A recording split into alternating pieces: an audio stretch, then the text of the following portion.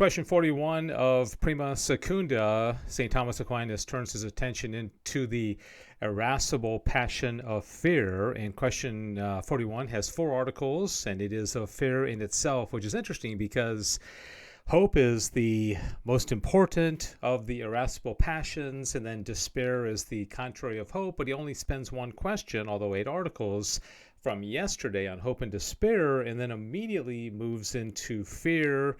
And also we're going to talk about daring, which is the opposite of fear, and then also anger. And so all the rest of these questions in this treatise are going to be on those 3 irascible passions. I don't think he felt like he needed to spend a lot of time on hope and despair. So 4 articles here, whether fear is a passion of the soul. And he says something very interesting here at the beginning. He says, among the other passions of the soul, after sorrow, fear chiefly has the character of passion. Now, that's interesting. So he's going to explain what that means, is that fear has, along with sorrow, a kind of a classic example of a passion. He says, properly speaking, passion is a movement of the appetitive power, and more properly still, it's a movement of an appetitive power that has a bodily organ, such movement being accompanied by a bodily transmutation. So something happens to us, we have a bodily reaction to it. And again, most properly, those movements are called passions, which imply some deterioration. So he seems to imply here that the more negative perhaps something is, a deterioration, the more it is a passion, because it's something that's happening to us. Now it is evident that fear, since it regards evil, belongs to the appetitive power, which is of itself regards good and evil. Moreover, it belongs to the sensitive appetite, for it is accompanied by a certain transmutation, that is, contraction.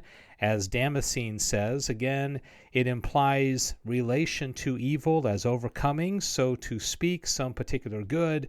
Wherefore it has most properly the character of passion, less, however, than sorrow, which regards the present evil, because fear regards future evil, which is not so strong a motive as a present evil. So sorrow is something you're dealing with at the moment. Fear is something that isn't realized yet, but could happen. And he'll go into more description of exactly what he means by fear. All right, is it a special passion? This is a very quick answer. He says the passions of the soul derive their species from their objects, hence that is a special passion which has a special object. Now, fear has a special object, as hope has, for just as the object of hope is a future good, difficult but possible to obtain, so the object of fear is a future evil, difficult but irresistible. Interesting. It's irresistible. It's something that you feel like you can't resist. Consequently, fear is a special passion of the soul. Whether there is a natural fear. Now, this is interesting. So this is kind of a long article, and I'm going to read most of it. By natural, he's going to kind of explain this, that it's something that we would have in common with other creatures, even irrational creatures.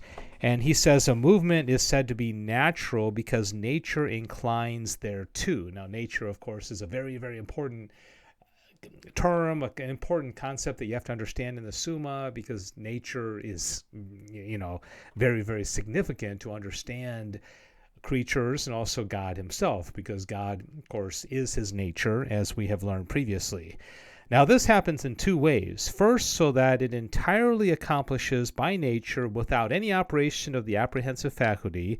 Thus, to have an upward movement is natural to fire, and to grow is the natural movement of animals and plants. Okay, so they don't have to think about this. There's no cognition. There's nothing that's happening to them, even within the vegetative soul. They grow, things happen, right? Secondly, a movement is said to be natural if nature inclines thereto, though it be accomplished by the apprehensive faculty alone, since the movements of the cognitive and appetitive faculties are reducible to nature as to their first principle. In this way, even the acts of the apprehensive power, such as understanding, feeling, and remembering, as well as the movements of the animal appetite, are sometimes said to be natural. So that seems to go without saying that to understand, to feel, to remember are natural, but not to all creatures. All right. And in this sense, we say that there is a natural fear, and it is distinguished from non-natural fear by reason of the diversity of its object. For as the philosopher says, there is a fear of corrupted evil, which nature shrinks from on account of its natural desire to exist. And so any creature is going to resist death. It's going to run away from danger. It's going to have a natural, fear of anything that might kill it, right? And such fear is said to be natural. Again, there is a fear of painful evil, which is repugnant not to nature, but to the desire of the appetite, and such fear is not natural. In this sense, we have stated above that love, desire, and pleasure are divisible into natural and non-natural. Okay, so he's saying that painful evil, repugnant to nature, but to the desire of the appetite, this fear is not natural. He's going to come back to this in a second. But in the first sense of the word natural, we must observe that certain passions of the soul are sometimes said to be natural, as love, desire, and hope, whereas the others cannot be called natural. The reason of this is because love and hatred, desire and avoidance, imply a certain inclination to pursue what is good or to avoid what is evil, which inclination is to be found in the natural appetite also. So he's saying those four are natural. Okay, love and hatred, desire and aversion. Those four are natural. Consequently, there is a natural love, while we may also speak of a desire and hope as being even in natural things devoid of knowledge. We already learned that irrational creatures can have the irascible passion of hope, right? That was yesterday. On the other hand, the other passions of the soul denote certain movements whereto the natural inclination is nowise sufficient. This is due either to the fact that perception or knowledge is essential to these passions. All right, some kind of knowledge which may not be in all creatures. Wherefore, things devoid of knowledge cannot be said to take pleasure or to be sorrowful, or else it is because such like movements are contrary to the very nature of natural inclination. For instance, despair flies from good on account of some difficulty, and fear shrinks from repelling a contrary evil, both of which are contrary to the inclination of nature. Wherefore, such like passions are in no way ascribed to inanimate beings. Okay, inanimate beings would be something that has no animation at all and would seem to imply it doesn't have a soul. So it seems like Thomas here is comparing a lot of different creatures, and like fire, for example, does not have a soul. And so anyways, I think that's what he's getting at. Article 4, whether the species of fear is suitably assigned. All right, the different species of fear. Fear regards a future evil which surpasses the power of him that fears, so that it is irresistible. Now, man's evil, like his good, may be considered either in his action or in external things. In his action, he has a twofold evil to fear. First, there is a toil that burdens his nature, and hence arises laziness, as when a man shrinks from work for fear of too much toil. Okay, so laziness is the first one.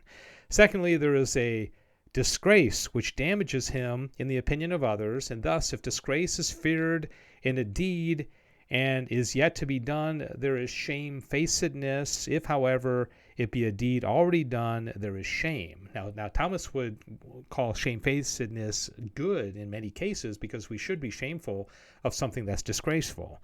On the other hand, the evil that consists in external things may surpass man's faculty of resistance in three ways.